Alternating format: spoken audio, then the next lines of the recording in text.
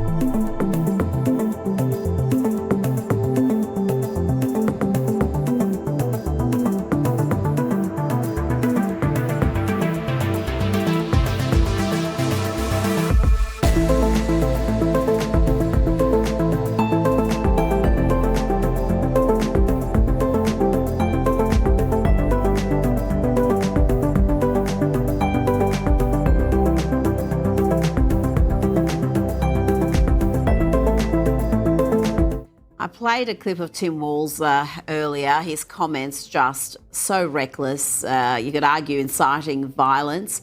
Here is another Democrat, Mark Kelly, saying that the agitator who was shot dead here was killed for no reason whatsoever. Hey everybody, it's Senator Mark Kelly. Hey, I watched that video of Minneapolis today. Probably watched it a dozen times. Pretty obvious that this man was shot dead in the street for no reason. Where is the responsibility just to take a minute and let the process take place? Let's have an investigation to see precisely what happened. And I've seen that video multiple times myself, and how he could come to the conclusion that that man was shot for no reason whatsoever. It was just some sort of cold-blooded murder without provocation.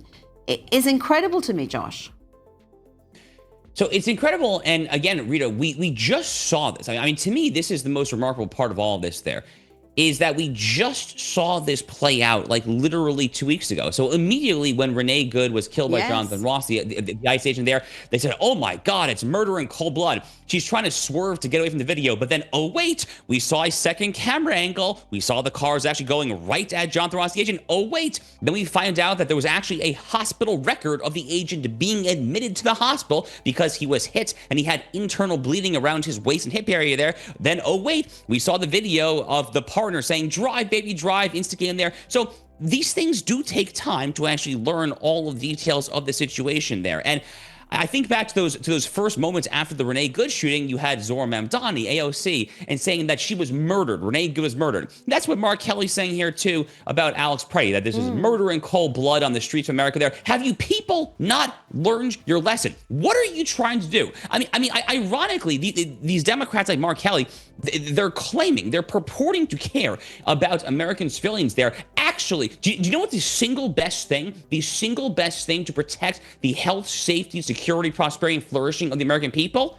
To have law enforcement do their job. It's not like they're going door to door trying to find the guy who's picking strawberries down at the local farm. They're going door to door trying above all to find people like sex offenders and child sex traffickers and gangbangers and murderers and rapists and transnational criminals. That's what they're trying to do. So if you want the American people to be safe, which if you take Mark Kelly at his word, and you probably shouldn't, but if you're taking him at his word, that's what he seems to want there, then you should support ICE to the T. Final note on this. I have to note that Mark Kelly is from a very interesting state when it comes to the whole immigration conversation. He's from Arizona, a state that alongside Texas is really kind of ground zero for America's ever-roiling immigration wars. Does Mark Kelly think that it is good politics there in the state of Arizona to be going this soft on immigration enforcement there? I think he's going to be in for a very, very rude awakening when it comes to his senatorial reelection if he keeps this up, frankly. Now, we've heard plenty of reckless rhetoric from Democrats, some of them arguably inciting violence, but the influencers are also doing their bit. Josh, here is one encouraging his hundreds of thousands of followers to learn how to shoot guns. You all need to be arming yourselves right now. You all need to learn how to shoot guns. You all need to learn how to protect yourselves. You guys need to learn what to do in a situation where you get detained and how to help your friends when they are getting detained. You all need to become aware of what's happening right now and how there is no protesting this without some sort of militant action. There you go. There's no protesting this without some sort of militant action. The coverage of this story, I've got to tell you, globally is, as you would expect, is the regurgitation of the MSNBC, CNN line that this was just completely unjustified. These are peaceful protesters that are being shot in cold blood. But there you get an idea of the messaging that some of these activists are receiving. And sadly, some of them are listening, Josh, and turning up to a violent protest with a loaded gun. These people, like that so-called influencer, I've never heard of him, but apparently he's an influencer.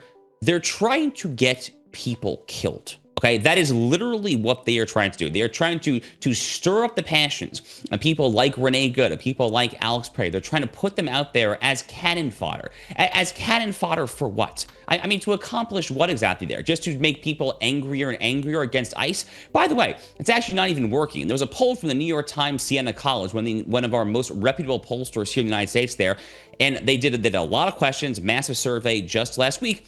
And one of the questions was approve, disapprove of Donald Trump's handling of immigration enforcement. 50 to 47 net approval. So despite all of this, despite all the information operation from MS Now and CNN and all the usual suspects there, the American people still by and large support Donald Trump's immigration agenda. By the way, Hispanics were actually barely underwater by like 10 points or maybe even just under that in that New York Times Siena College poll there. So the notion that this is a huge political liability for the Trump administration, I think is just total gobbledygook with no semblance in reality there. So you're not really going to score political points. What are you trying to do? Like what is the goal here other than to get people killed on both sides of the standoff? Innocent people who are going to be riled up to try to do the quote unquote right thing there, or you're trying to get more ICE agents killed as well. And ultimately, Rita, that really is where I come down. To me, it is there in the radical left. To be a left that's going back to the French Revolution means that you believe to some extent in violence. We saw that with the murder of my friend Charlie Kirk. We've seen it with the multiple attempts of assassination on Donald Trump's life. We saw it with the assassination of the United Healthcare CEO from this socialized medicine fanatic. We see it over and over and over again there. They are willing, able, and times eager to resort to violence. And it's horrific, horrific stuff there. And frankly, that above all is what we're seeing playing out here, along with this neo-Confederate insurrection behavior that ultimately must be stomped and crushed by the sheer might and force of federal law enforcement.